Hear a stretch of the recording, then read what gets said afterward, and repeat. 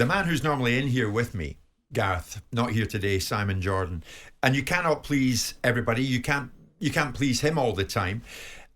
This is his take, I think, as to where you've got at this moment. I don't believe that we have a winner in our dugout, and so that, for me, takes out the component that no one can ever program into anything in life, which is that X factor that makes somebody different from another person, which makes Mancini be able to outthink Southgate on the side of a touchline to win a European Championship final. I'm quite sure Gareth is desperate to be a winner. Of course and desperate to be recognised as a winner. But we're all desperate to do things. That doesn't mean we can. And the key component is one thing. We can all be busy fools. The object of the aim is to be winners, and there's only a few of them about. And when you see them, you've got to hang on to them. Is it your belief England will win the tournament? Not while I've got a hole in my backside, no.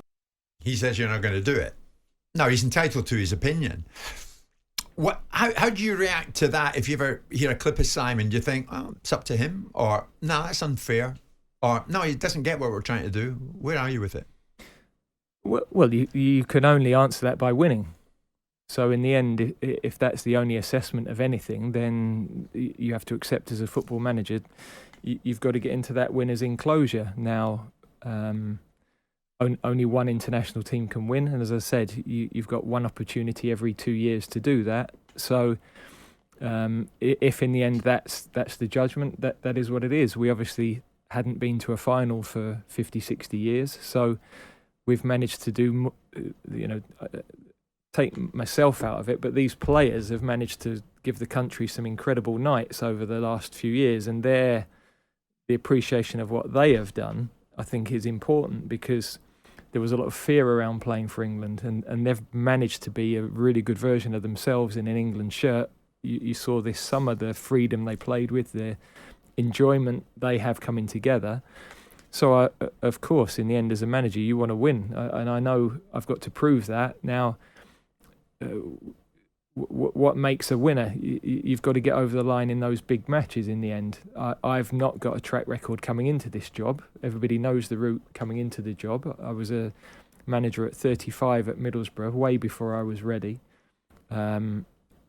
Taking the under-21s, I was best placed to help out the team when Sam left. We had a week before the next game.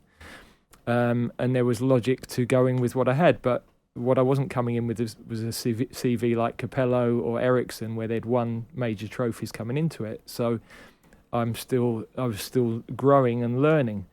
I've now, 5-6 years on, managed some of the biggest games in world football and learned and improved a huge amount. I'm sure if Simon reflected on his steering of Crystal Palace, he would be a better owner now than he was when he was there, because he's learned from what happened, and that's what we have to do. So I know the steps that I have to take to prove to people that you're deemed as a winner.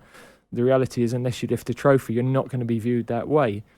Doesn't mean that I don't think I can do a very good job as a football manager, and doesn't mean that I've got a lot more confidence in the way that we work and the detail of what we do and the tactical way that we play than when I took over 6-7 years ago. Sure.